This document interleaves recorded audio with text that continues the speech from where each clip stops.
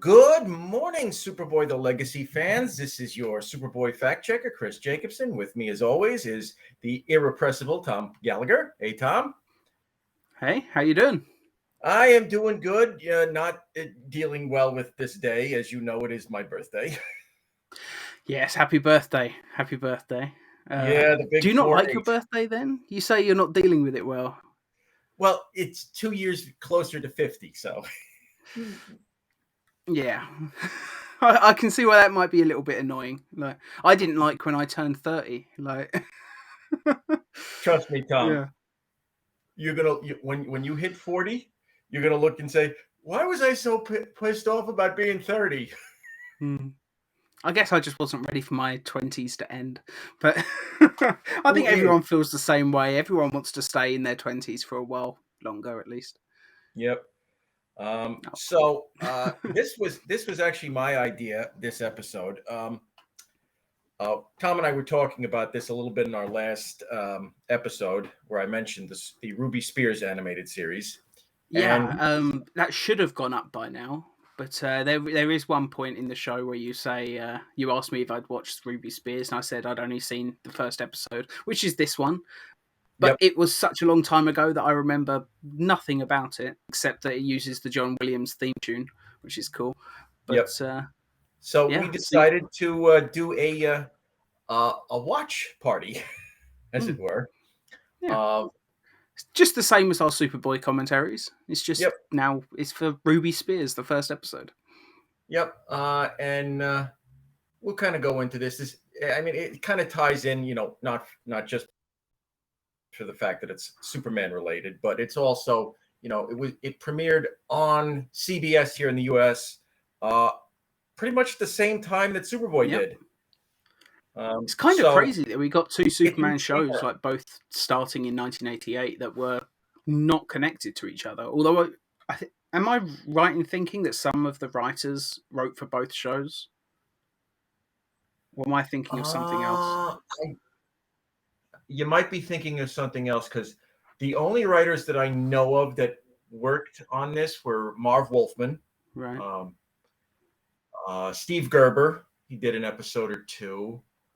I thought, for some reason, I thought that Mike Carlin had written an episode of this, but obviously I'm wrong. Never mind. Well, I'm sure if Mr. Carlin did, he will comment on this episode, as he We're always always does. happy to see his name pop up, honestly. Yep. But I figure let's do a watch of this because this is one of the forgotten eras of Superman.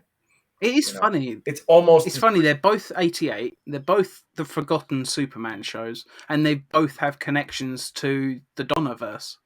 In that this uses the John Williams theme tune, and obviously Superboy used the entire flying team. The producers were the same. Yeah, it's just interesting that both things from this year have kind of been forgotten. Yeah, and it has such a great voice cast. I mean, Bo Weaver doing the voice of Superman. I mean, he's great. He went on to do the voice of Reed Richards on the Fantastic Four cartoon, about 4 or 5 years later. That's cool. That's obviously the version that I watched growing up, so yeah. Yeah. Although I did have one episode of Fantastic Four on video, which had the Human Torch on the cover, but he wasn't in it. It was one of the Herbie the Robot episodes. And it annoyed me so much. I was like, the cover lied to me. But yeah. I feel like everyone that watched that Fantastic Four show felt the same way. Like, nobody liked that little robot. Well, I believe the reason behind that there's two different stories. There's the urban legends that they were some kid had set himself on fire or something to be like the Human Torch. There's that reason, and then there's also the idea that they were trying to do a Human Torch TV show or movie at the time. That's the reason that I've seen put forward as what the true reason is. Like, but there's also an underlying rumor to that he was originally going to be in Spider-Man and His Amazing Friends instead of Firestar, which would have made sense. And yeah. It's more of a safe bet as well. Obviously, Spider-Man, by far and away the most popular Marvel character. I assume that's always been the case since he was created. Mostly because the kids finally had someone to identify with that wasn't a sidekick. Like, it was revolutionary. There's a reason Spider-Man is so beloved. Yeah. But, because Stan Lee has stated that he's always hated teen sidekicks. And to a certain extent, I agree with him. I think they've got their place. They just have to be written with just the utmost care because it's so easy to make them ridiculous and make the audience hate them. Because let's face it, like kids it doesn't matter if it's comics, TV, movies, the kids are always the most annoying characters. Like, it's just the way it goes. It's unfortunate. But, should we get started? Absolutely. Let's start with episode 1 of the Ruby Spears animated series, which is Destroy the Defendroids. Yeah. Get ready to watch alongside us and get ready to hit play on your version in 3, 2, 1, play.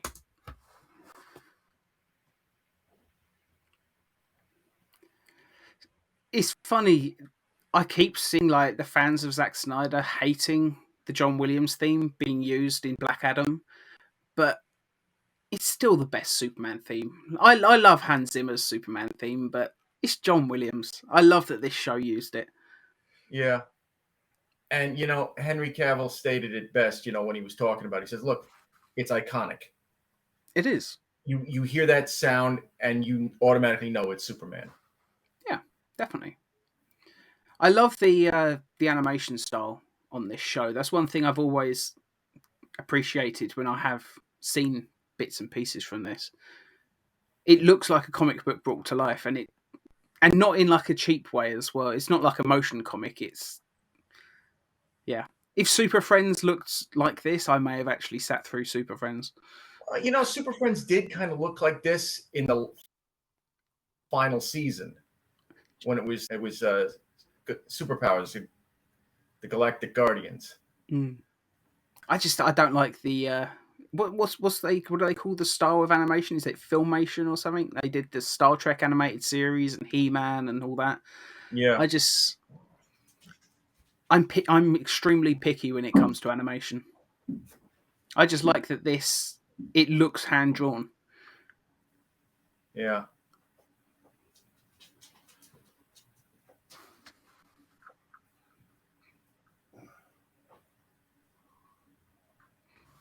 Great opening scene. Obviously, this robot was designed to look like the probe droid from Star Wars. That's exactly what I was just thinking, yeah.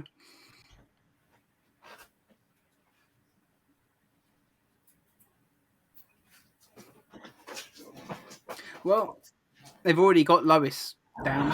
Like, he tells her to stay here, be careful. Immediately, you got to be kidding, and run straight in. Like, yep. Yeah.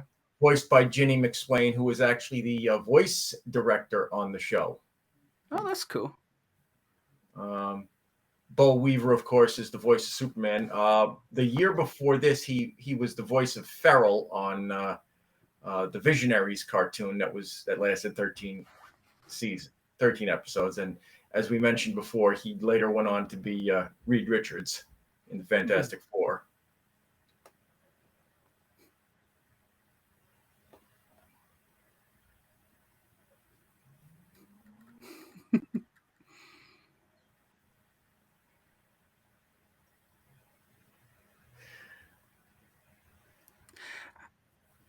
And I've just noticed something as well that I like.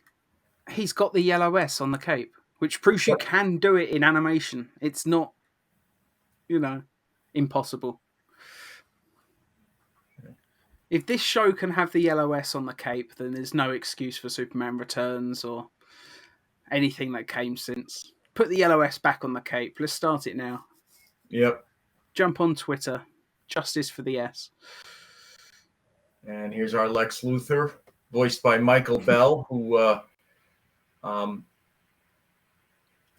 fans of Super Friends will recognize him as the voice of Zan. But this is actually the second time he's done the voice of Lex Luthor. In the Super Friends episode History of Doom, where they do Lex Luthor's origin, he plays the voice of the teenage Lex Luthor. I like that. I like when there's connections made like that. This is really what a Christopher Reeve animated Superman would have been like. Oh, totally. If this had premiered like, let's say 1979, 1980, it definitely would have been a tie-in. I like that the version of Lex as well is very clearly influenced by John Byrne's reinterpretation of the character as well from just a couple of years earlier. Yep. And of note is the design on Lex, the purple business suit with the cravat. Toy Biz actually did a line of DC superheroes around the same time, and the Lex Luthor figure actually had this design. That is cool. I like that. Now, I don't know which one came first, this or the figure, but one actually... I'm trying to think if I've seen him wear that outfit in the comics, because I can't particularly remember him wearing that specific outfit. But Lex Luthor basically just wears suits and stuff anyway, so it's hard to sort of pinpoint any particular one. Yep. And then, of course, we've got an all-new character here, Miss Morgan Perry, who is essentially the Miss Tessmacher of the... Or Darla. Or Leo. Yeah, Leo, but I she's guess. also... It's just the female Leo. Yeah.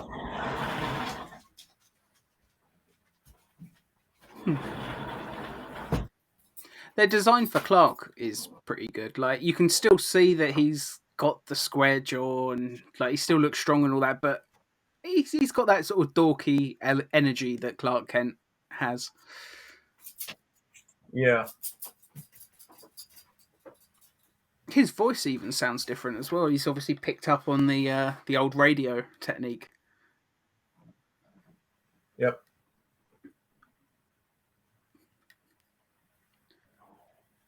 The introduction of the Defendroids.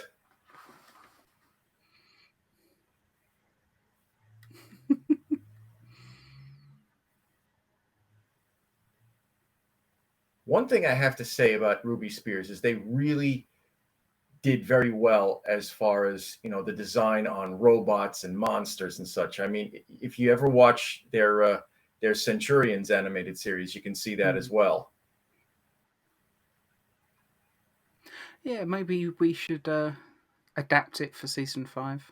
Just one of the robot designs. We'll just put it in like the back of one of Lex's like labs or something one day. I'll see what I can do.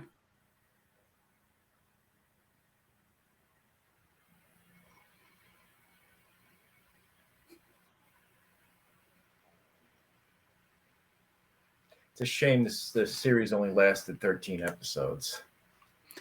It's always the way. The best shows never last as long as you would like them to, do they? Unless it's Star Trek, in which case 7 seasons is nothing to be sniffed at. Yeah.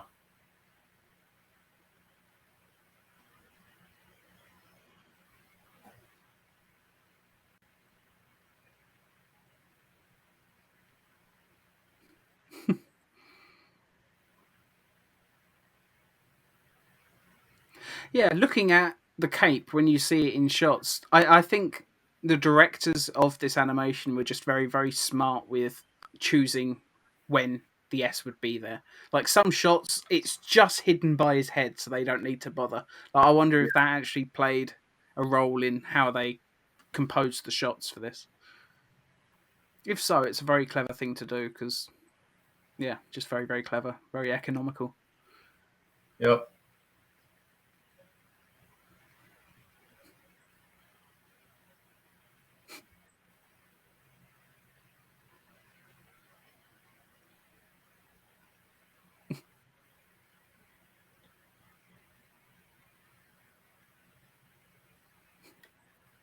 That's great. Of course Lex Luthor would do that. Of course he'd hire actors just to throw Superman slightly. Get him rattled. Yeah. Yeah. I love that they just had the Daily Bugle as one of those newspapers as well. That's definitely a reference to the history of the character. Yep. Pre-Spider-Man, anyway. Obviously, for anyone wondering what I'm talking about, the Adventures of Super Pup pilot, he doesn't work for the Daily Planet, he works for the Daily Bugle. But it was before Stan Lee created it, so... Yeah. Well, the Perry White design looks exactly like the comics. Like that's just they just ripped him straight from the pages. Yep. And he's also voiced by Stanley Ralph Ross, who was the voice of Lex Luthor on Super Friends. That's interesting.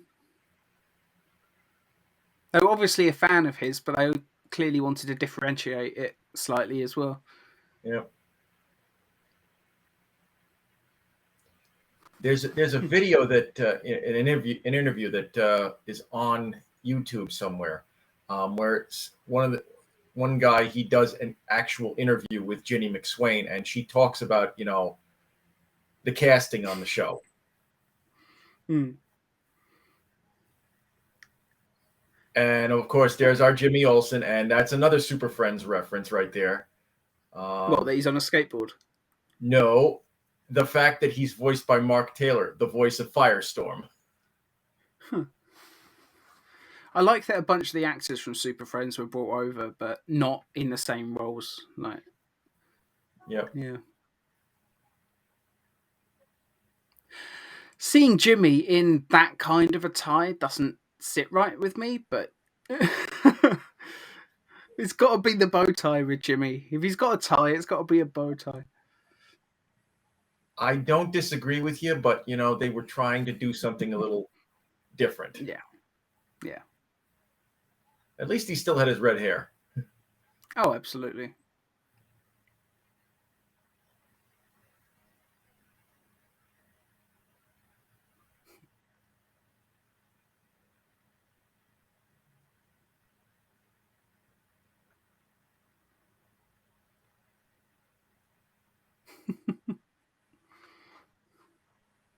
So even that little music sting there as he did the shirt rip sounded like John Williams. Yep. But this is just a really good show. It's such a shame that it didn't last longer. I even like the way they animated that lava to look like it was sort of sparkling slightly. Like there was clearly a lot of talent and passion put into this show. Well, I mean, the fact that Marv Wolfman, a longtime DC writer, was actually the story editor and writer on a few of the episodes. I mean, it does show that there was care put into this show. Oh, definitely. Isn't it ironic that the two Superman shows that are the most forgotten are the ones that were primarily worked on by the comic book writers? Yeah. I just think that's really weird. And maybe that's why Warner Brothers for such a long time were so against bringing any comic book writers in to write movies and TV and stuff after this, because there's a story from Kevin Smith when he was working on the Superman Lives script, and they said, like, who do you think who would you want to bring in to write it with you? And he named a bunch of comic book writers, and they were just like, oh no, they're comic guys, they don't work on movies. And it was like completely against it. And yet the comic book writers are the ones who understand the characters the best. Yeah.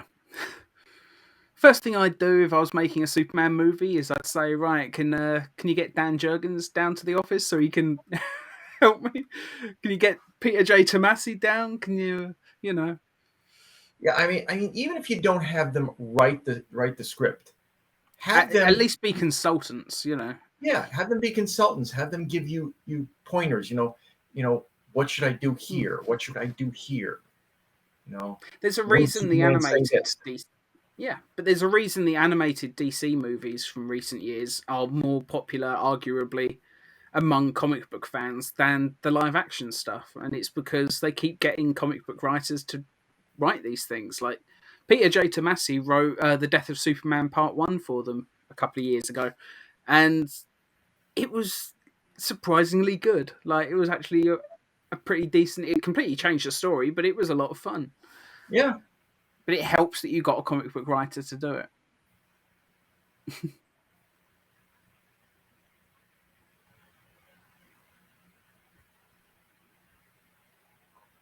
It's like they got cool sort of dramatic camera angles, and the camera moves in like this sweeping motion as he's flying.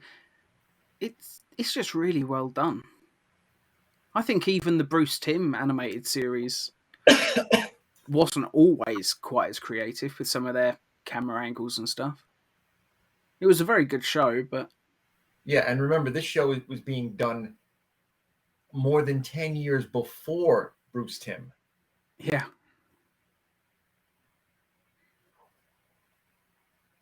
This one sequence is the one that I always hate about this episode. When they blast him with the kryptonite and the way Bo Weaver screams out kryptonite, it's just,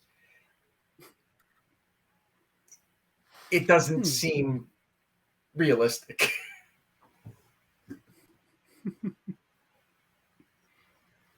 I don't mind it so much. It's they clearly want to capture some of the camp humor from the comics, and you know, I like the serious Superman stories a lot, but I don't know. There's a very, very place in my heart for the goofy sort of camp Silver Age and Bronze Age stuff. It's my favorite style of Superman story. I love when it gets wacky and overly sci-fi.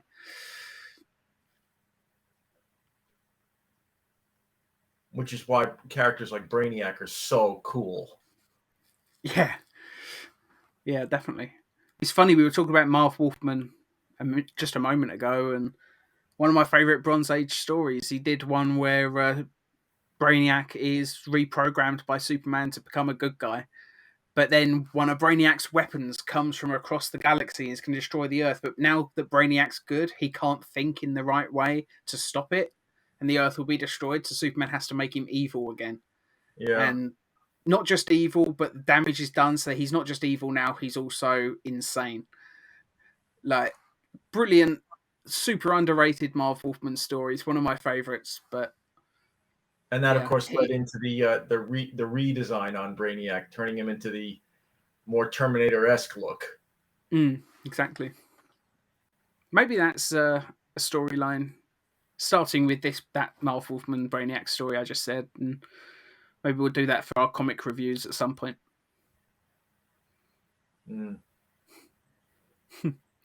I love the way that the robot looks like it's melting.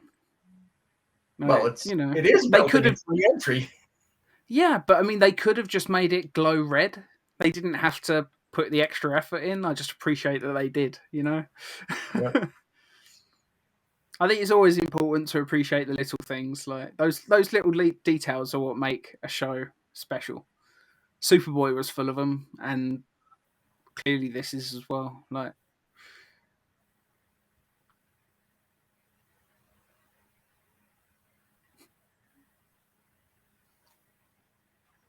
yeah, I do really like that Luthor design. It's funny that he does actually look a bit like Sherman Howard when he actually wore the bald cap. Yeah, those very rare occasions where he wore the bald cap. Yeah.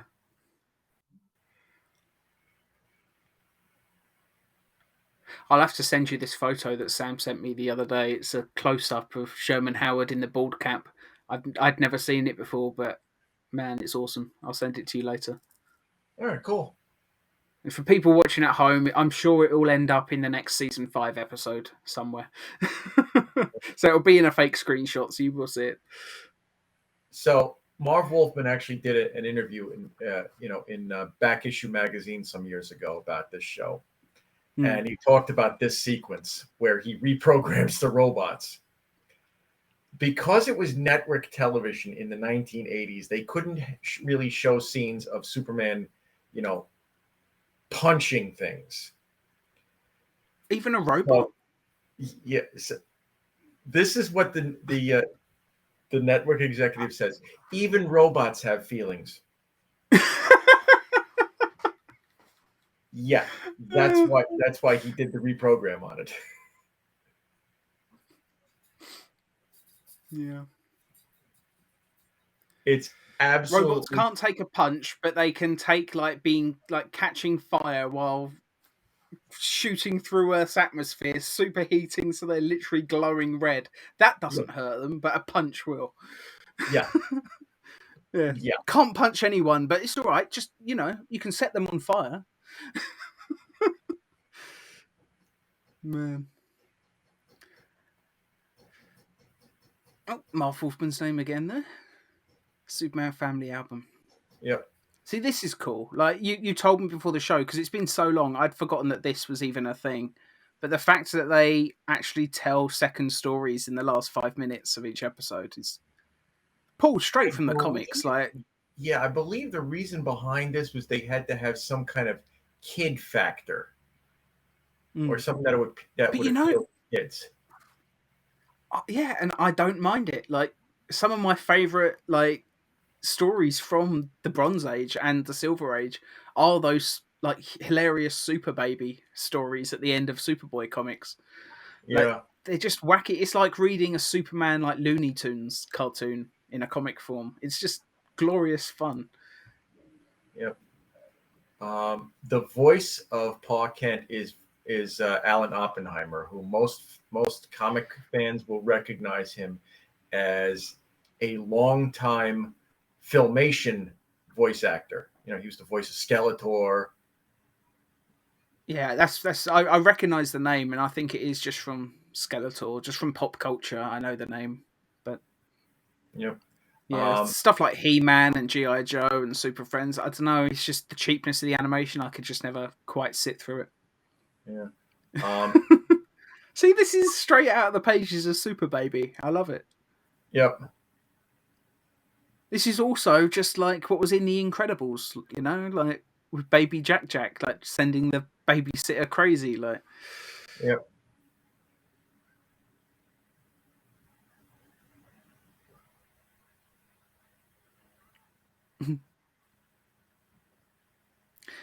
It's interesting that they seem to be adapting the, the more golden age origins where Super Baby was in orphanages before being adopted. Yeah.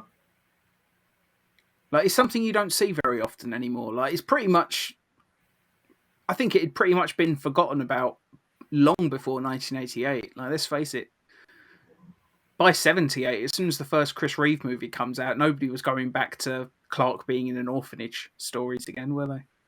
No.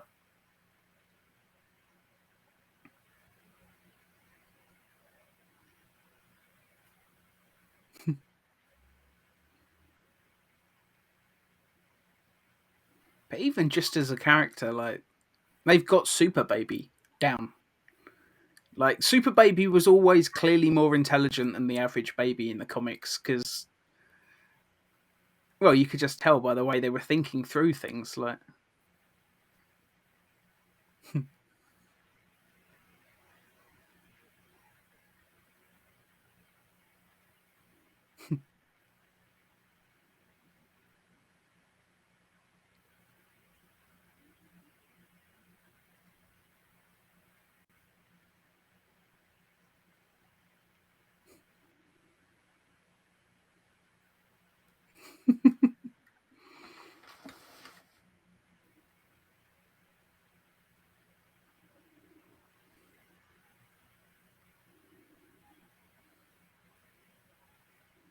I like that they kept her middle name as Clark, same as the movie.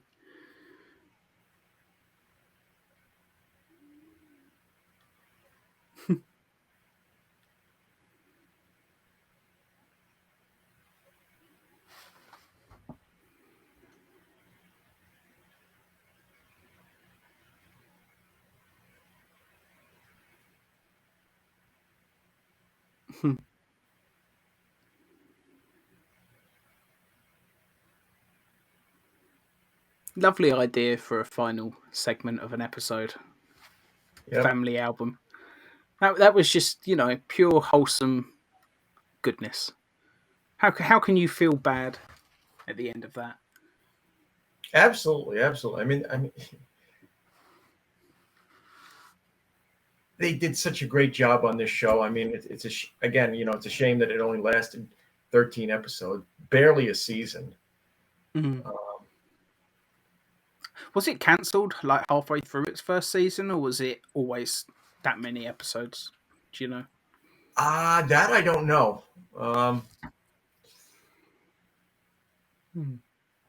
I know there was a lot of problems with CBS. They kept changing the time slot that it was on Saturday mornings. First it was 8 o'clock, then it was 9 o'clock, then it was 10 o'clock. There was no set time frame for it. But I mean, these 13 episodes, I mean, they are great. And it actually, it's not always the way though. It's like it's very similar to like the story of Firefly, like when it was on Fox. They kept changing the time slot. They changed the day. The fans that were enjoying the show had no way of really knowing when it was going to end because it changed. They aired it out of order. So I mean, they aired it out of order. It's like cancelled halfway through its first season. Like I think it was only about 12 episodes as well. Like maybe it was less than that even. I think it was only about 10, but. I could be wrong. And a bunch of the stars from the show later went on to do voices for DC animated properties. I mean, Adam Baldwin eventually became Superman in Superman Doomsday.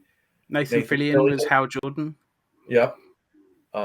He was also the voice of the Vigilante on Justice League Unlimited. That's cool.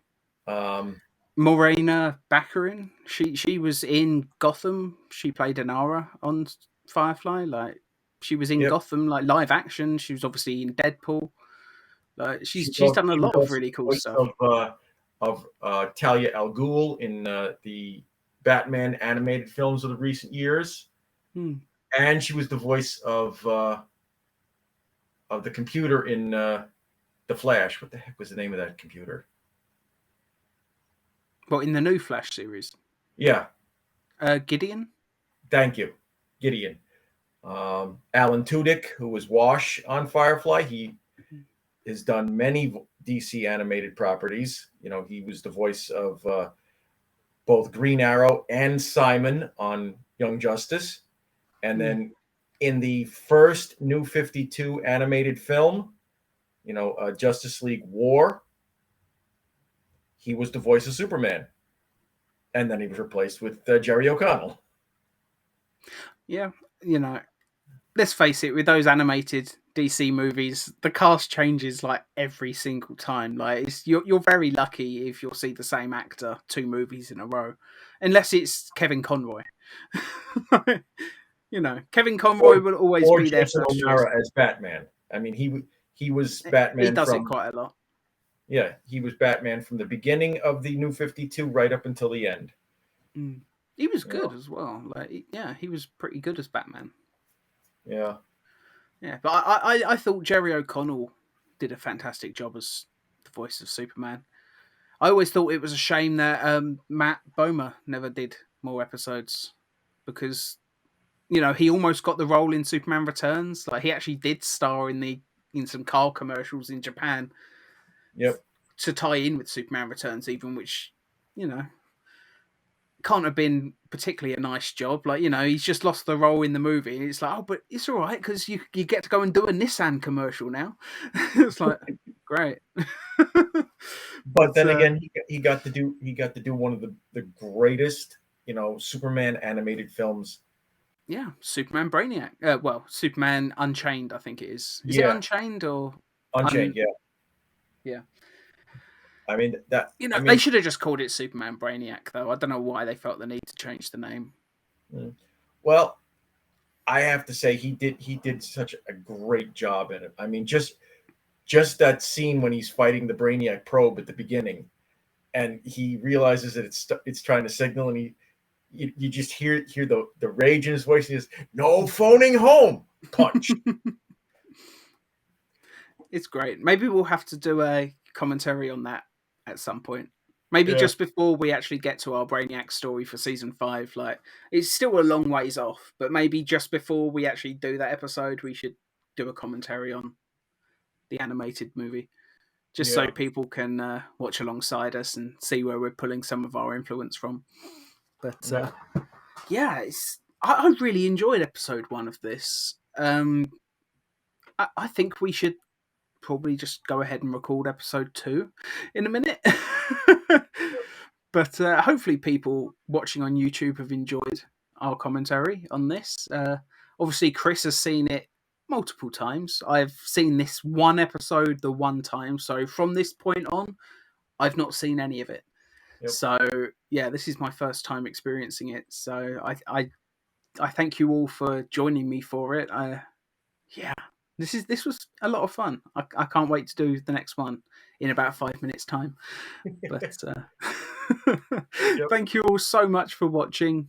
Be sure to like, share, subscribe. Leave us a comment if you've enjoyed this, if you want us to continue working our way through the Ruby Spears. Yep, hit that bell icon, Thanks for watching. Take care.